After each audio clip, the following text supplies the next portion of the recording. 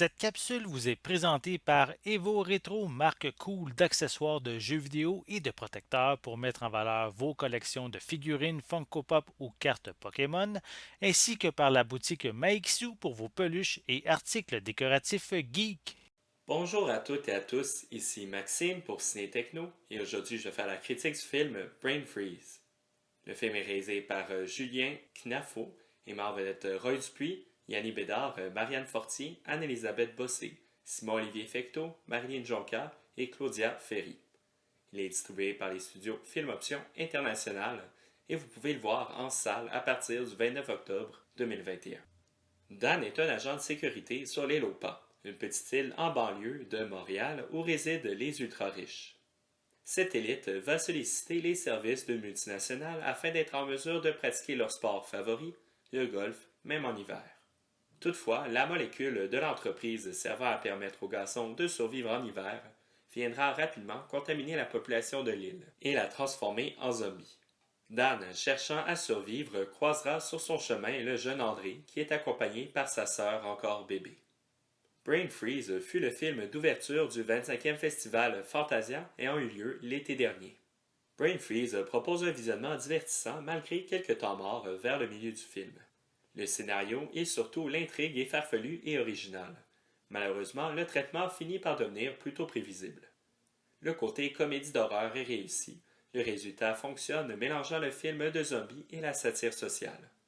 Le commentaire environnementaliste et social proposé est pertinent, mais il manque de subtilité et de nuances, avoisinant parfois la caricature.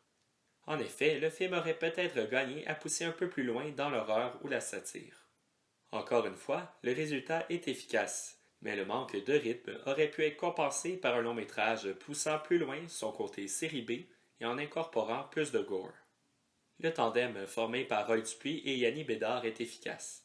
Les chocs générationnels entre les deux protagonistes sont bien mis de l'avant.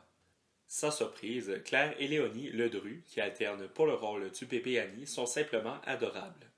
Un des points forts humoristiques est certainement le personnage de Patrick No, interprété par Simon-Olivier Fecteau. L'acteur maîtrise parfaitement le stéréotype de l'animateur de radio poubelle d'extrême droite. Dans son ensemble, cette distribution rassemblant plusieurs visages québécois connus offre de bons moments amusants. Brain Freeze risque de surprendre également pour la beauté de ses images. Les plans captent bien les températures glaciales de l'hiver québécois, tout en offrant un ton obscur. Les images ont clairement été minutieusement travaillées et ça paraît. Le public va certainement ressentir la froideur des maisons modernes de la population ultra-riche de l'île aux Pas. Un autre point fort du visuel est sans aucun doute les maquillages. L'équipe a fait un très bon travail pour donner des airs de zombies dominés par la nature verte aux infectés. Un bémol est cependant les effets spéciaux.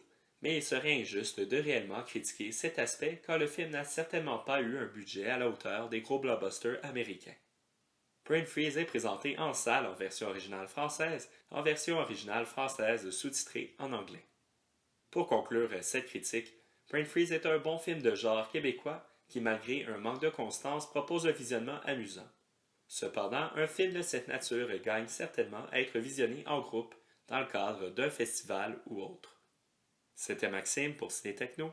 Merci beaucoup et surtout, bon visionnement.